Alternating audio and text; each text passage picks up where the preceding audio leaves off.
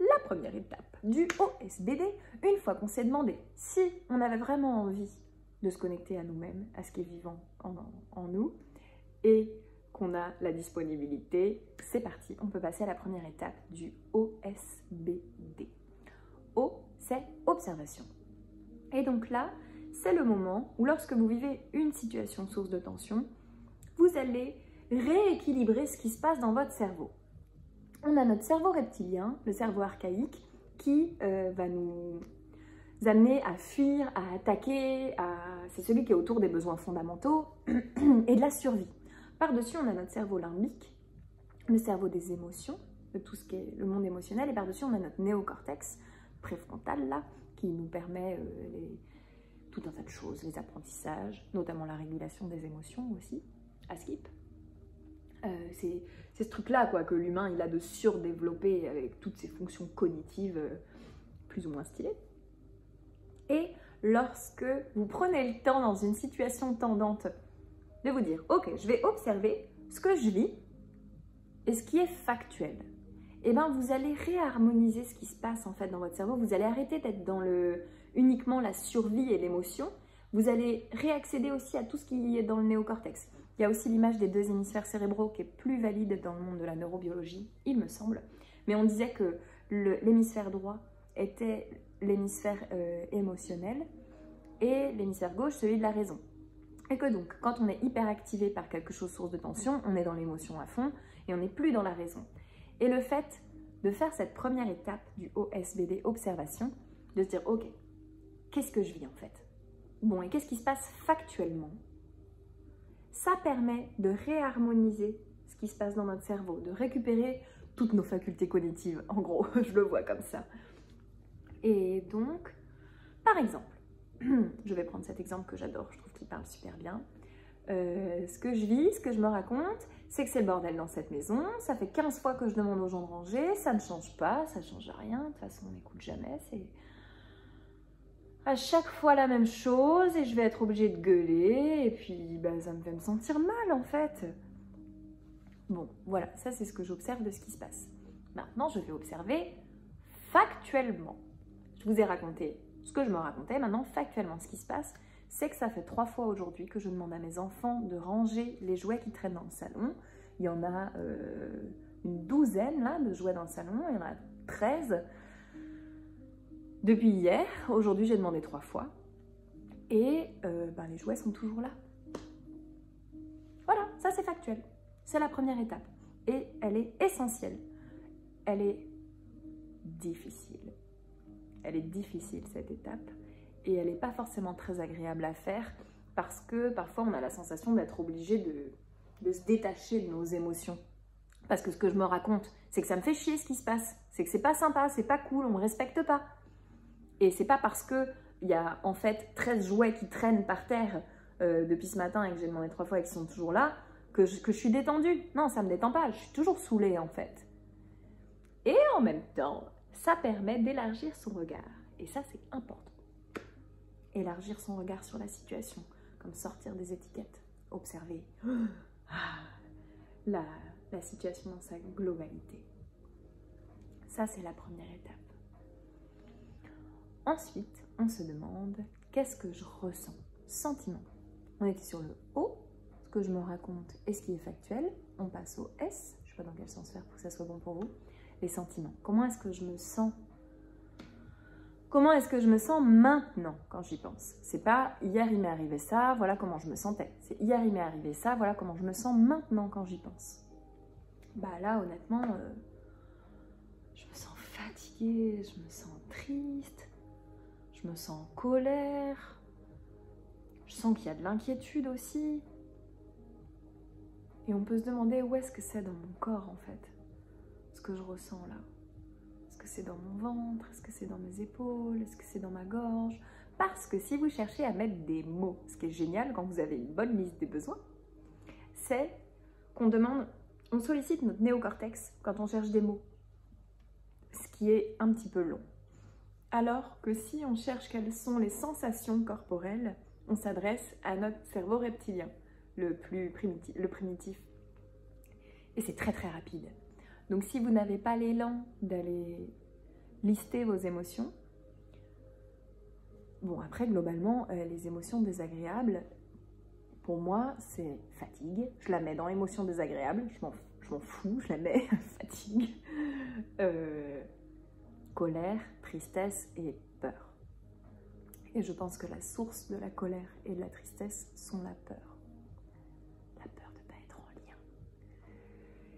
Et donc, globalement, si vous ressentez des émotions désagréables, vous pouvez vous demander, est-ce que c'est de la fatigue, est-ce que c'est de la colère, est-ce que c'est de la tristesse, est-ce que c'est de la peur? Ou alors, vous pouvez prendre une liste, ou alors, vous concentrer sur les sensations corporelles. Bon, quand je pense à cette situation-là de bordel dans le salon, je me sens crispée dans la mâchoire, j'ai un peu une boule dans la gorge, j'ai les épaules qui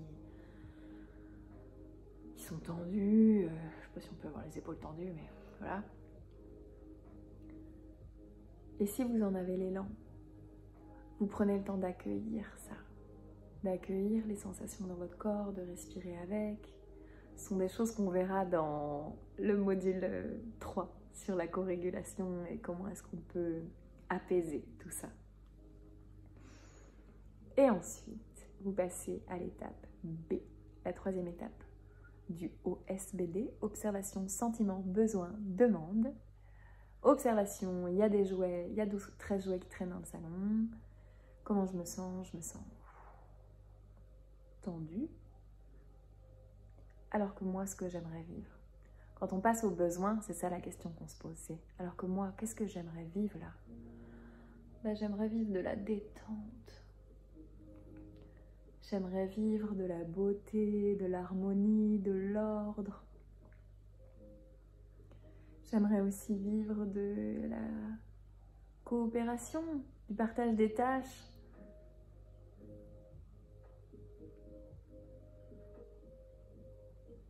J'aimerais vivre un genre de légèreté. Et de soutien aussi.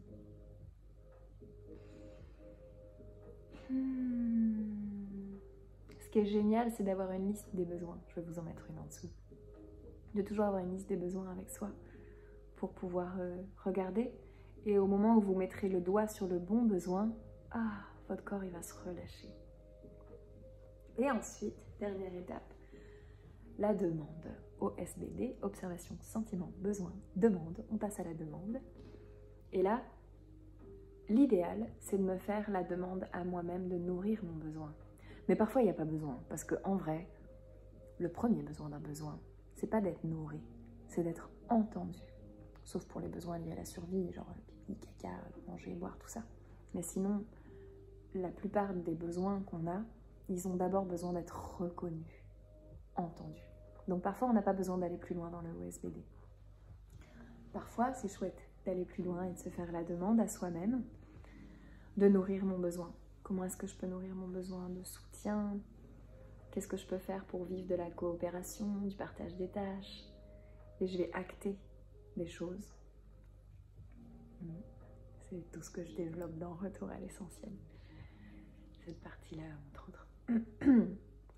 Et où vous pouvez aller faire une demande à l'autre. Une demande à l'autre en communication bienveillante, elle est toujours négociable. Si c'est une exigence, vous n'êtes plus dans de la communication bienveillante. Selon moi. Et n'oubliez pas que la bienveillance, c'est d'abord avec soi-même. Si vous avez une demande à aller faire, ça pourrait ressembler à...